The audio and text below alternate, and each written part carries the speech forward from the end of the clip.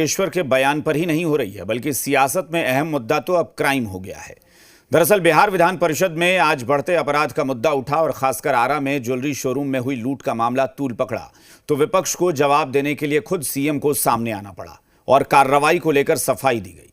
लेकिन उधर सदन से बाहर नेता प्रतिपक्ष ने नीतीश सरकार को घेर लिया, सोशल मीडिया पर जोरदार हमला बोला, जिसके बाद तो बयानों का सिलसिला निकल पड़ा। लेकिन असल सवाल तो वही है, बिहार के लॉ एंड ऑर्डर को क्या हो गया है। बिहार में बढ़ते अपराध से मचा हाहाकार। राजधानी में 24 घंटे के अंदर 3 हत्याएं। भोजपुर लूट की घटना पर सदन में संग्राम। बिहार के लॉ एंड ऑर्डर पर सवाल उठाने के लिए यह तस्वीर काफी है और इसी तस्वीर को लेकर विधान परिषद में आज संग्राम हो गया। विपक्ष ने सवाल उठाया तो जवाब देने के लिए खुद सीएम सामने आए। यहाँ के बारे में पता चलता है और इमीडिएट उसके बारे में हमको भी बहुत तकलीफ होती है कि यहाँ पर कोई इधर उधर क्यों कर रहा है और तुरंत एक्शन उस पर होना चाहिए और लोगों की गिरफ्तारी होती है और छोड़ा नहीं जाता है। लेकिन सीएम की इस सफाई से मसला ठंडा नहीं पड़ा, क्योंकि बढ़ते अपराध ने विपक्ष को मौका दे दिया। जानते हैं कैसे।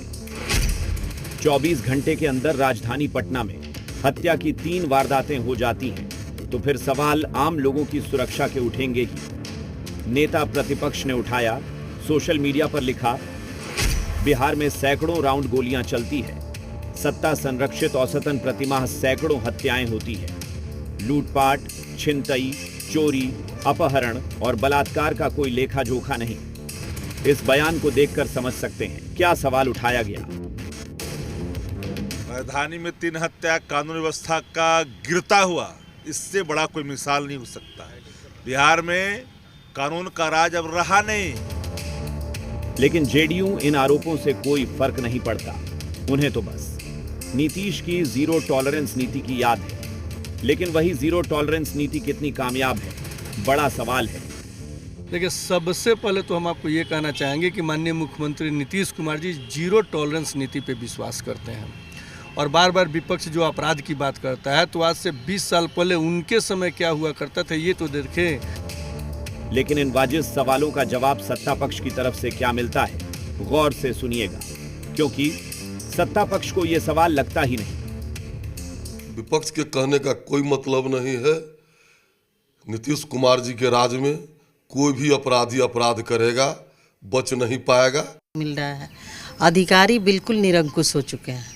और आप देख ही रहे हैं, अभी तो बजट सेशन चल रहा है। जो भी माननीय सदस्य अधिकारियों के खिलाफ या व्यवस्था पर सवाल खड़ा करते हैं तो सरकार उनके पक्ष में खड़ी हो जाती है। सरकार की तारीफ में लॉ एंड ऑर्डर को लेकर एनडीए के नेता मंत्री कुछ भी दलील दे दें, लेकिन हकीकत क्या है, इन तस्वीरों से आप भी समझ सकते हैं। बिहार में अपराधियों की बाहर है, बेखौफ वारदात को अंजाम दिया जा रहा है और सवाल आम लोगों की सुरक्षा को लेकर उठ रहे हैं। तो फिर असल में जवाबदेही किसकी है?